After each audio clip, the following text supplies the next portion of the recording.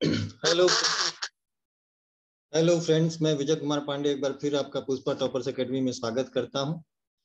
और पिछले वीडियो में हमने England, UK and great Britain इनके बारे में जानकारी ली और अब हम जानेंगे फ्रांस के बारे में। फ्रांस के बारे में सबसे इंटरेस्टिंग बात यही है कि ये पश्चिमी यूरोप का सबसे बड़ा देश है। फ्रांस एक कृषि संपन्न देश है, यानी यूरोप में एकमात्र ऐसा देश है जो कि अपने खाद्यान्न पे आत्मनिर्भर है। फ्रांस के बारे में जानने के लिए सबसे पहले हम देखते हैं ये जो पार्ट है, इसे इंग्लिश चैनल कहते हैं। ये वाला इंग्लिश चैनल है जो कि फ्रांस के, अगर आप साइड देखें तो ये है, ये नॉर्थ है और ये वेस्ट है, यानी नॉर्थ वेस्ट में फ्रांस के इंग्लिश चैनल है। वेस्ट साइड में बिस्के की खाड़ी है। बिस्के की खाड़ी पूछा जाता है जनरली ये किसके किसके बीच में पड़ती है, तो मैंने बताया था कि ये जो बिस्के की खाड़ी है ये फ्रांस और स्पेन के बीच में पड़ती है। एक नीचे जो कोर्सिका, ये देखिए कोर्सिका आइलैंड है, Corsica island, CORSICA, Corsica island, ये भी फ्रांस का ही भाग है। फ्रांस की कैपिटल है पेरिस और फ्रांस की कैपिटल है सीन नदी के किनारे, और इंग्लैंड का जो कैपिटल है लंदन, वो टेम्स नदी के किनारे था, और इसका जो कैपिटल है वो सीन नदी के किनारे है। इतना पूछा भी जाता है कि फ्रांस की कैपिटल किस नदी के किनारे है। फ्रांस का जो 90%, ये देखिए स्टेट्स हैं काफी, इसी के पास है लॉरेन, इसका जो 90% लौह का प्रोडक्शन होता है ये लॉरेन स्टेट है, उसके पास लॉरेन शहर भी है, उसके पास होता है ये। तो ये आपकी जानकारी के लिए, फ्रांस को फैशन की नगरी और इसको फ्रांस का हृदय स्थल, ग्रंथिल शहर पेरिस को कहा जाता है। टूलूज, यहाँ पे एक टूलूज सिटी है। Toulouse city is famous for विमानन उद्योग, यानी ये यहाँ पे जहाज बनते हैं और वारशिप्स बनते हैं। आप जानते होंगे कि यहीं की एक कंपनी है जिसके थ्रू हम इंडिया ने फाइटर प्लेन इंपोर्ट किए। फ्रांस में एक शहर है लियोन्स। लियोन्स की एक खासियत और है कि ये रेशम नगरी है। और लॉरेन क्या है? लॉरेन जो शहर है वो फेमस है लौ इस्पात के लिए।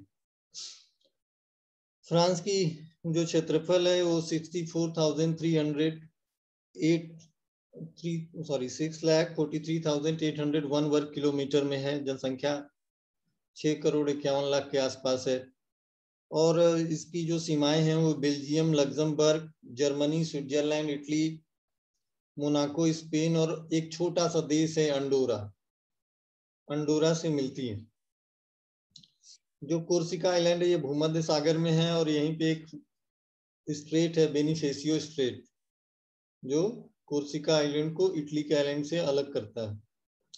फ्रांस के 4 प्रमुख विभाग हैं। आप कह सकते हैं कि फ्रांस का जो विस्तार है वो 4 और देशों में है, जिसमें दक्षिण अमेरिका में फ्रेंच गुयाना, जो we have already studied, West Indies में है Guadeloupe and Martinique, Guadeloupe and Martinique, and Hind Mahasagar में है रीयूनियन द्वीप एंड म्यूटो द्वीप। और फ्रांस के कुछ छोटे छोटे द्वीप भी हैं हिंद महासागर में, इंडियन ओशन में, जिसे पॉलिनेशिया के नाम से जाना जाता है। फ्रांस के दक्षिण पश्चिम भाग में, यानी सदर्न वेस्टर्न भाग में, एक पर्वतमाला है जिसे हम कहते हैं ऑर्डेनीज पर्वत। ऑर्डेनीज, फ्रांस के दक्षिण पश्चिम में ऑर्डेनीज पर्वत पाया जाता है। और यहाँ पे फ्रांस और स्विट्जरलैंड की सीमाएं मिलती हैं जो वास्जेस पर्वत द्वारा, वास्जेस पर्वत फ्रांस और स्विट्जरलैंड, फ्रांस एंड जर्मनी की सीमाएं निर्धारित करता है। स्विट्जरलैंड भी इसी के पास है। और यहाँ पे एक सेंट्रल मैसिव पठार टाइप का है जो कि पाया जाता है, सेंट्रल मैसिव। तो हमने काफी चीजों को इनमें पढ़ लिया। फ्रांस को स्पेन से, फ्रांस को इटली से, यानी फ्रांस को अगर स्पेन से अगर अलग करता है तो उसे पिरेनीज पर्वत से अलग होता है। और इटली से अलग होता है अल्पस पर्वत से, और फ्रांस को स्विट्जरलैंड से जूरा पर्वत अलग करता है। तो these are the few things that we have studies about France. और विश्व का सबसे बड़ा कटलरी शहर है जो हमने पढ़ा था, शेफील्ड। शेफील्ड था इंग्लैंड में। तो फ्रांस की जो चीजें हैं इसको करते हुए हम लोग अब आगे की तरफ बढ़ते हैं। ये देखिए फ्रांस का ये मैप है। देखिए ब्रिटानी है, पूछा जाता है ब्रिटानी कहाँ पे। ब्रिटानी स्टेट है एक तरीके का, ब्रिटानी पड़ता है फ्रांस में है। ब्रिटेन को लोग गेस करते हैं लेकिन है ये फ्रांस में। This is the Pyrenees, Pyrenees पर्वतमाला ये है। और एक पिरेनीज पर्वतमाला आप देख रहे हैं यहाँ पे, ये है पिरेनीज। और ये स्पेन है। स्पेन और फ्रांस के बीच ये पर्वतमाला पूरी सीमा निर्धारित करती है। और यहाँ पे हम आते हैं अल्पस रेंज। अल्पस रेंज है, इसकी सबसे ऊंची चोटी है Mount Blanc, that is 4807 metre. और ये फ्रांस और इटली की सीमा निर्धारित करता है। ये देखिए जूरा माउंटेन है, जूरा माउंटेन फ्रांस और स्विट्जरलैंड की, और ये वास्जस है, ये फ्रांस और जर्मनी की सीमा निर्धारित करता है। और ये पेरिस सिटी है। पेरिस सिटी के बारे में अब बता चुके हैं कि ये सीन नदी के किनारे है। हालांकि फ्रांस की सबसे लंबी नदी है लॉयर। ये देखिए ये नदी ये जा रही है, और ये अपना मुहाना कहाँ बनाती है, इस खाड़ी में। इसे हम बिस्के की खाड़ी कहते हैं। ये देखिए मैसिव सेंट्रल है। मैसिव सेंट्रल की खासियत है कि ये पठारी और पहाड़ी भागों का मिश्रण है। ये बरगंडी है।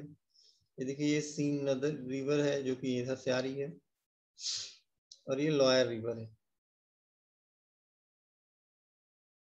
ठीक है, तो फ्रांस के बारे में इतनी चीजें थी। हालांकि फ्रांस बहुत ही इंपॉर्टेंट देश है। अब हम आगे बढ़ते हैं, कुछ इंटरेस्टिंग फैक्ट अबाउट फ्रांस। तो जैसा कि हम पढ़ चुके हैं कि France is the largest nation in Western Europe, with countries like Spain, Italy, Switzerland, Germany, Belgium and Monaco sharing its boundary. यानी इतनी देशों से ये बाउंड्री शेयर करता हुआ वेस्टर्न यूरोप का सबसे बड़ा देश है। और it is also referred as El Hexagon, which means the hexagon due to the geometrical shape of the country. अब हम इसका जो हेक्सागन का शेप ऐसे ऐसे ऐसे, ये हेक्सागन का शेप करता है, तो इसीलिए एल हेक्सागन की तरफ भी रिफर किया जाता है। और ये 3000 माइल्स ऑफ सी सोर्स है with the 3 major water bodies. The Atlantic Ocean से भी इसकी सीमा लगती है, मेडिटेरियन से लगती है, और इंग्लिश चैनल से भी लगती है। और the palace of Versailles which was occupied by the king of France have been said to be haunted by Mary Antoinette, the beheaded queen of France. यानी फ्रांस की राजकुमारी जिनका सर कलम कर दिया गया था, ये पैलेस जो वर्सैल्स है ये हॉन्टेड पैलेस माना जाता है। अब देखिए France is the home to the Louvre on one of the largest art museums in the world. यानी जितने भी आर्ट म्यूजियम है वर्ल्ड उसमें वन ऑफ द लार्जेस्ट है फ्रांस का। और इट्स इन द कैपिटल, मतलब ये बेसिकली पेरिस में ही पाया जाता है।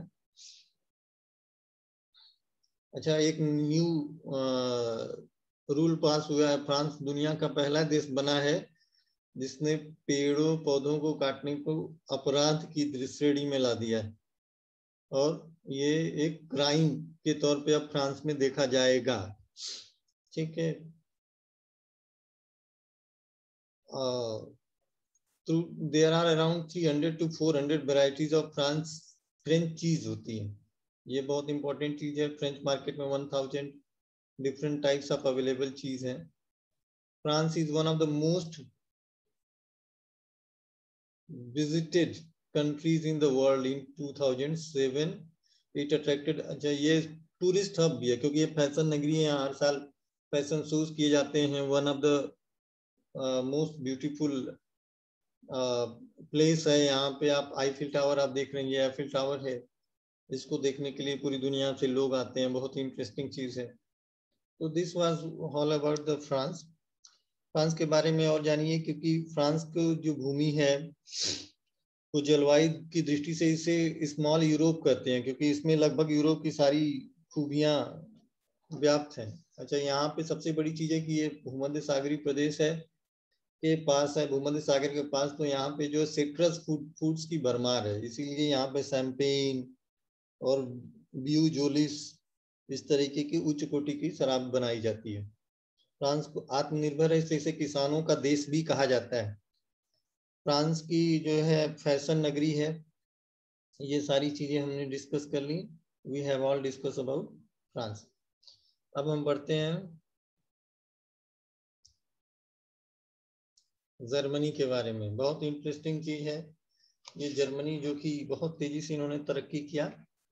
आप देख सकते हो इनके स्टेट्स हैं, यहाँ पे इसकी कैपिटल है बर्लिन, और इसकी खासियत यही है कि यहाँ पे देखिए बॉन शहर है जो कि बहुत फेमस है।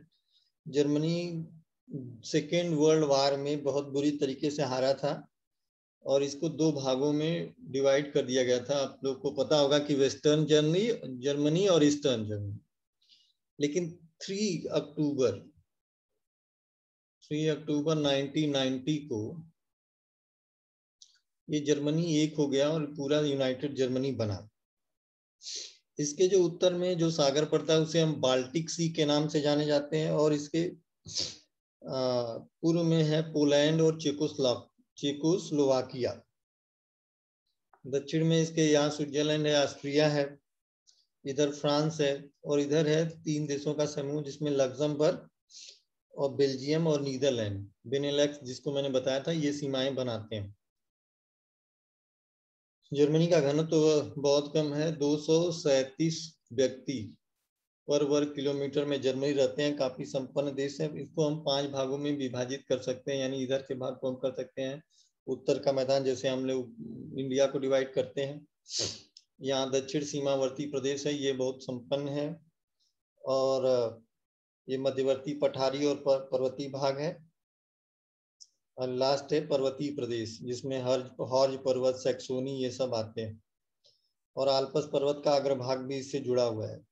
जर्मनी की खासियत क्या है कि यहाँ पे नदियों का जाल बना हुआ है, और जर्मनी नदियों के जाल के कारण ही इनकी नदियों का सबसे ज्यादा, आप देख सकते हैं यहाँ पे बहुत सारी नदियां हैं। आप मैंने बताया भी था, ये देखो येल्ब रिवर है, ये देखिए, ये है विजर रिवर, ये है एम्स रिवर, ये है राइन। तो बहुत सारी नदियों का जाल है। ये ब्लैक फॉरेस्ट पर्वत ऑफ जर्मनी। और जर्मनी के बारे में सबसे इम्पोर्टेंट चीज यही है कि ये नदियों का एक जाल बनाता है, और इसमें सारी नदियां राइन, एल, बोडर, स्प्री, वेसर, एम्स और साले, ये सारी नदियां जर्मनी से ही निकलती हैं। जर्मनी की जो जलवायु है वो वेस्टर्न यूरोपियन जलवायु है, और अंध महासागर यानी अटलांटिक ओशन से जो हवाएं आती हैं, इसकी जलवायु माइल्ड है, जिसके कारण, और अधिकतर तापमान इसका क्या होता है, 10 डिग्री सेंटीग्रेड के आसपास रहता है, 10 डिग्री सेंटीग्रेड से ऊपर नहीं जाता। जर्मनी के बारे में यहाँ पे वर्षा जो है एक रेंज है 80 मीटर से 100 metre. Germany are known as Aryan, क्योंकि ये भी काकेसाइड आर्यन जाति के हैं। ये भी काकेसाइड प्रजाति की एक शाखा है, जो एक इंडिया की तरफ चली आई और दूसरा जर्मनी में चली आई। 5वीं सदी के पास ये इनका विस्तार हो गया, और ये लगभग जो है राइन नदी से लेकर डेन्यूब नदी के पास ये लोग है। ये तो खैर ओडर नदी है, ओडर रिवर। ओडर रिवर क्या करती है, पोलैंड और जर्मनी की सीमा बनाती है।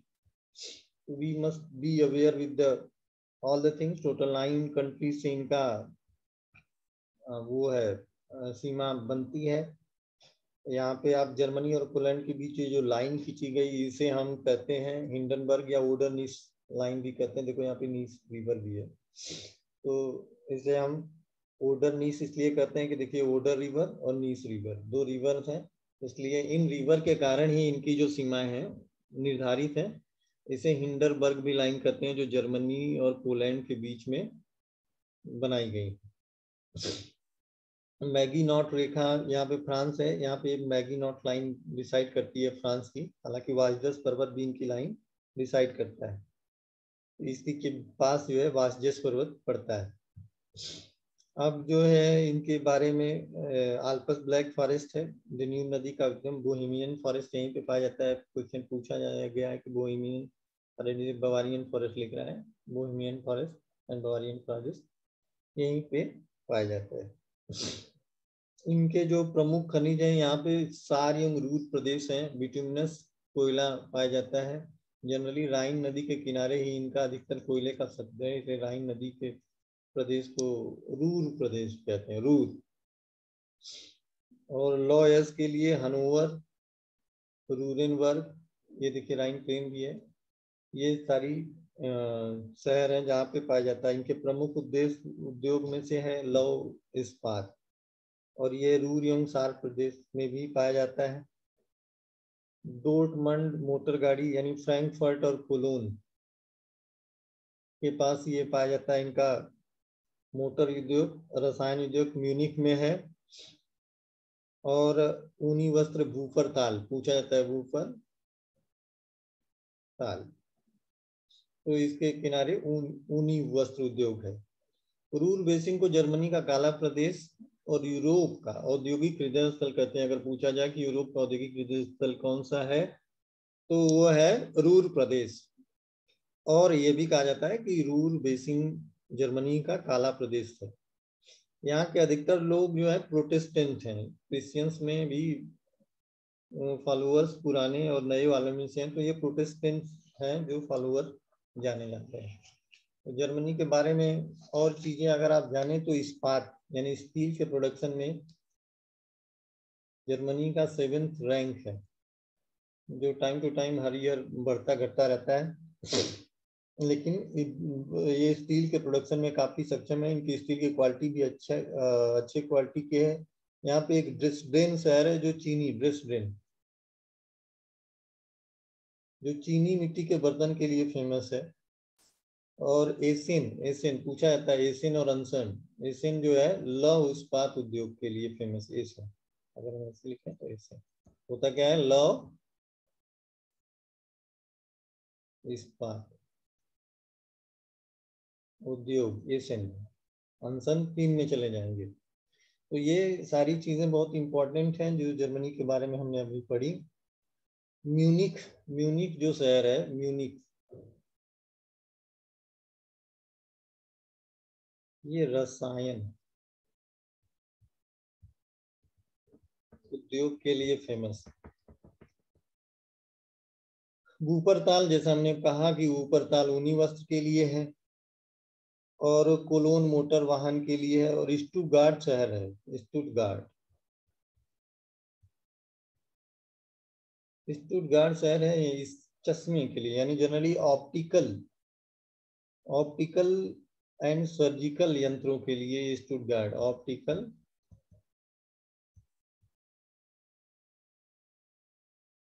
एंड सर्जिकल यंत्रों के लिए स्टुटगार्ट शहर काफी फेमस है। तो हम लोगों ने जर्मनी के बारे में काफी पढ़ा। यहाँ पे एक माउंटेन है, और ये देखिए मोहे एक्ट है, ये मोसिले रिवर है, ये राइन है, राइन के सहारे ही जर्मनी, देखिए राइन नदी यहाँ से होते हुए ये चली जाती है नॉर्थ सी में, और ये जर्मनी के लिए ट्रेडिंग का बहुत ही अच्छा जरिया बन जाती है यूरोप के बाकी देशों के साथ। तो these are the important facts that we have gone through this chapter. And now we are going ahead.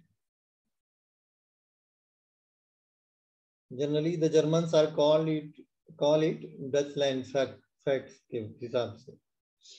In the aftermath जो मैंने बताया था कि World War II German was divided eastern and western. Berlin wall, जो Berlin की दीवार है वो 1961 में बनाई गई, और उसके लिए जर्मन जो है वो could travel freely back and forth between east and west Germany, German ही चल सकते थे। और नेबरिंग कंट्री जैसा मैंने बताया 9 नेबरिंग कंट्रीज हैं,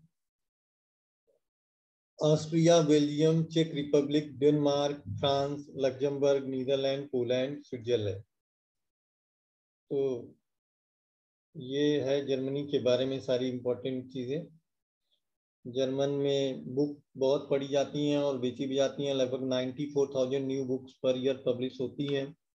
130 प्रोफेशनल ऑर्केस्ट्रास पाए जाते हैं। बहुत इंटरेस्टिंग चीज है, हालांकि ये जानने वाली चीजें हैं केवल। और painting revolution was caused by the young German artist. German media includes both public and private media. यहाँ पे दोनों तरह के मीडिया। जर्मन प्रेस परफॉर्म आप देखते होंगे, ऑनेस्टी इंडेक्स में आप देखते होंगे, सारे चीजों में ये लोग टॉप 10 टॉप 15 में रहते हैं। तो it means they have progressed a lot. तो आज के लिए मैं इतना ही कंक्लूड करना चाह रहा हूँ। अब हम पढ़ेंगे सारी खाड़ियों के बारे में, सारे इंपॉर्टेंट पूरे वर्ल्ड के अब सारा कवर कर लेंगे। These were the important countries which we were discussing. Thank you very much.